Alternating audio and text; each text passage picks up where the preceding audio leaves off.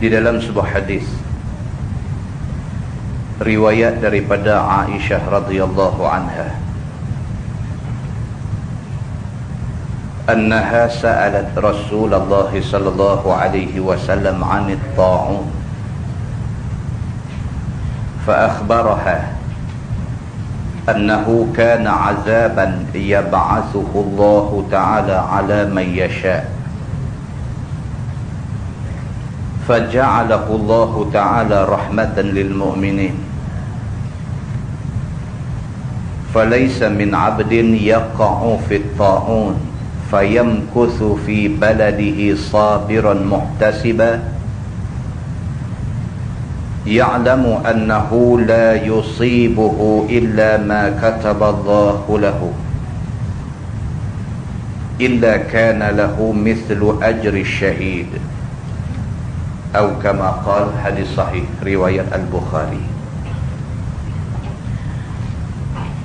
Aisyah radhiyallahu anha, isteri Nabi sallallahu alaihi wasallam, menceritakan, kata Sayyidatina Aisyah, dia telah tanya Nabi sallallahu alaihi wasallam tentang penyakit ta'un. Aisyah isteri Nabi, dia tanya Nabi SAW tentang penyakit ta'un. Ta'un ini maksudnya penyakit wabak, tidak bermakna ta'un kita sini. Ta'un dalam bahasa Arab, bila disebut ta'un, maksudnya penyakit yang berupa wabak. Bila kena ramai, begitu. Aisyah tanya Nabi SAW tentang ta'un. Apa dia yang dikatakan penyakit wabak ni? Fa akhbaraha annahu kana 'azaban yab'athuhu Allah ta'ala 'ala man yasha'. Nabi SAW kata, penyakit wabak ni kadang-kadang dia menjadi azab yang Allah Subhanahu wa ta'ala timpakan kepada siapa yang Allah nak. Penyakit jenis wabak ni kadang-kadang dia merupakan azab daripada Tuhan. Tuhan buat mai satu wabak. Wabak tu mai kerana Tuhan nak jadikan dia azab kepada sesetengah orang. Faja'alahu Allah ta'ala rahmatan lil mu'minin. Tapi kadang-kadang penyakit jenis wabak ni dia menjadi rahmat pula kepada orang yang beriman. Penyakit ni bila dia kena cara ramai-ramai, bila dia jadi wabak, dia ada dua benda. Kadang-kadang dia boleh dianggap sebagai satu azab, satu balak daripada Tuhan kepada manusia, dan kadang-kadang penyakit ni dia jadi satu rahmat daripada Tuhan kepada manusia. Nabi kata lagu tu. Nabi kata, falaisa min 'abdin yaqa'u fit ta'un fayamkuthu fi baladihi sabiran muhtasibah ya'lamu annahu la yusibuhu illa ma kataballahu lahu illa kana lahu mithlu ajri syahid. Kepada siapa penyakit wabak ni menjadi rahmat? Nabi kata, apabila seorang hamba yang mukmin ditimpa penyakit ta'un, bila satu orang manusia, dia ni mukmin, dia beriman dengan Allah, dia di antara orang yang kena penyakit wabak ni, fayamkuthu fi baladihi sabiran muhtasibah, dia tunggu duduk di tempat dia kena wabak tu, dia tunggu dengan penuh sabar dan mengharap keredaan Tuhan. Dia kena penyakit wabak, dia sabar dengan penyakit yang menimpa dia, dan dia tak pergi ke mana. Tuan-tuan tengok, ini unsur kesihatan yang ada dalam hadis. Nabi nak beritahu dekat kita, kalau sekiranya kita kena penyakit jenis penyakit wabak, penyakit boleh duk merebak, tak usah duk pergi rata-rata tempat, kerana bila kita bergerak ke tempat lain, kita bawa penyakit ke tempat lain. Maknanya Nabi SAW nak beritahu dekat kita, kalau sekiranya kita ditimpa dengan penyakit hak jenis macam ni, jenis wabak ni, Tang mana kena, tang tu duduk. Tersedu bawa penyakit tu supaya dia berkembang ke tempat lain. Begitu. Barang siapa yang kena penyakit macam ni, fayamkuthu fi baladi, maka dia duduk diam di tempat dia kena tu. Sabiran muhtasiba, dia tunggu dalam keadaan penuh sabar dan mengharap keredaan Tuhan. Ya'lamu annahu la yusibuhu illa ma kataballahu lahu, dan dia tahu bahawa apa yang kena kat dia ni adalah ketentuan yang Allah tentukan pada dia. Memang dah Tuhan takdir dia nak kena penyakit ni, dia terima takdir Tuhan.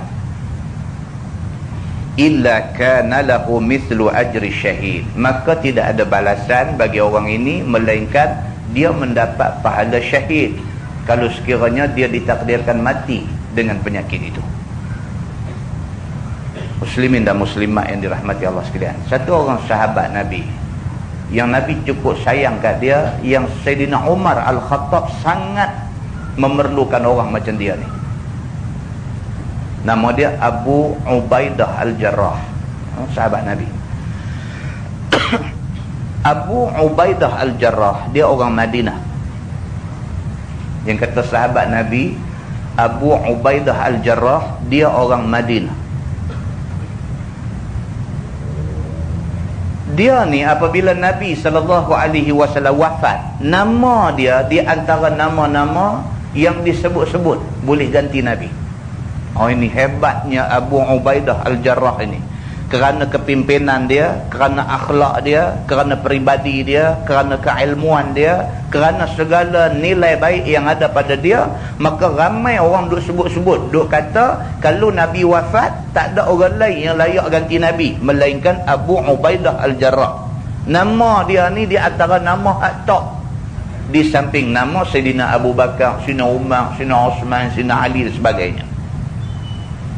Nama Abu Ubaidah Al-Jarrah ni disebut-sebut orang Madinah dan juga orang Mekah yang sampai di Madinah sama-sama mengakui Abu Ubaidah Al-Jarrah ni orang yang layak ganti Nabi sallallahu alaihi wasallam. Bila Nabi wafat, bila nak cari pengganti kepada Nabi sallallahu alaihi wasallam, nama dia dicalonkan. Masa sahabat-sahabat duk bincang di balai Thaqifah Bani Sa'idah nak cari siapa ganti Nabi ni, nama dia disebutkan. Tiba-tiba dia orang yang mula sekali bangkit mencadangkan Sayyidina Abu Bakar As-Siddiq jadi khalifah. Ni Abu Ubaidah Al-Jarrah, satu orang yang langsung tak ada cita-cita untuk nak rebut jawatan ketua dan sebagainya, tak ada. Pada masa pemerintahan Sayyidina Umar Al-Khattab, dia dihantar untuk pergi berperang, memimpin satu pasukan tentera pergi berperang. Bila dia sampai di tempat yang dia dihantar pergi itu, tempat itu kena wabak taun, dan Abu Ubaidah Al-Jarrah salah seorang yang kena taun ni. Berita Abu Ubaidah Al-Jarrah kena taun ni sampai kepada Sayyidina Umar Al-Khattab. Sayyidina Umar hantar satu orang utusan khas dia untuk pi ke tempat tu, ambil Abu Ubaidah Al-Jarrah balik main. Bila sampai di sana, Abu Ubaidah Al-Jarrah tolak permintaan Sayyidina Umar, suruh dia balik ke Madinah. Dia tolak permintaan itu. Dia kata oleh kerana dia ketua, dia pimpin tentera ni mai ke sini, dan kebetulan nak dijadikan nasib kami sampai di sini, tempat ni tengah kena wabak taun dan dia pun dah kena, dia tidak akan balik. Dia kata pasal apa? Pasal dia ingat hadis Nabi SAW. Nabi pesan, bang siapa yang kena sesuatu wabak di satu tempat, tunggulah di situ sabiran muhtasibah, dengan penuh sabar dan mengharapkan keredaan Allah. Maka dia kata dia ikut pesan Nabi SAW, apa nak jadi kat dia, dia terima. Maka akhirnya Abu Ubaidah Al-Jarrah mati di tempat tu kerana taun. Itu dia sahabat Nabi, tuan-tuan. Muslimin dan muslimat yang dirahmati Allah sekalian. Hadis yang kita nampak simple, mudah ni, pada sahabat Nabi ini hadis besar, dan mereka pegang hadis ini dan mereka beramal dengan hadis ini. Walau apa pun jadi, Macam yang Nabi SAW kata, ya'lamu annahu la yusibuhu illa ma kataballahu lahu. Depa tahu apa yang menimpa depa adalah takdir Allah Subhanahu wa taala dekat depa, maka takdir tidak ada apa yang perlu disesalkan. Itu takdir. Bila kata benda tu takdir kena dekat kita, tak ada apa nak sesal. Memang sudah takdir Allah kita nak kena macam tu. Maka terima sahaja takdir Allah Subhanahu wa taala itu. Barang siapa yang mati dalam keadaan dia menerima ketentuan Allah Subhanahu wa taala yang kena ke dia, Nabi kata illa kana lahu mithlu ajri syahid. Dia mati tu dia mendapat pahala seumpama orang yang mati syahid. Hadis itu hadis sahih riwayat Al-Bukhari. Muslimin dan muslimah yang dirahmati Allah sekalian, samalah dengan hadis yang kita pernah baca dulu, cerita tentang satu orang sahabat, sahabat perempuan. Hadis riwayat daripada Atha bin Abi Rabah radhiyallahu anhu. Kata dia, Ibnu Abbas radhiyallahu anhuma ada sebut, Ibnu Abbas kata dekat Atha, dia kata ala urika imra'atan min ahlil jannah. Ibnu Abbas sepupu Nabi, dia kata dekat Atha, seorang sahabat Nabi, dia kata kamu mau dah aku nak tunjuk dekat kamu satu orang perempuan, dia ni min ahlil jannah, dia ni akan jadi ahli syurga. Ibnu Abbas kata dekat Atha, hang nak tahu tak, ada satu perempuan dia ni akan jadi penghuni syurga. Maka Atha kata dekat Ibnu Abbas, dia kata tentu aku nak tahu siapa dia, perempuan mana yang kamu kata dia akan jadi ahli syurga. Kata Ibnu Abbas, hadhil mar'atu sauda atatin Nabi sallallahu alaihi wasallam. Ibnu Abbas kata tu, aku nak tunjuk dekat tu perempuan tu, imra'ah sauda, perempuan hak kulit hitam tu, dia kata. Dia ni, perempuan ni dia pernah jumpa Nabi SAW masa Nabi hidup dulu. Dia pernah jumpa Nabi SAW. Dia pergi kata dekat Nabi, dia kata inni usra wa inni atakashaf fad'ullahu ta'ala li. Perempuan kulit hitam ni dia pergi jumpa Nabi SAW, dia kata ya Rasulullah, dia kata sesungguhnya aku ni kena penyakit sawan. Aku ni kena penyakit tarik.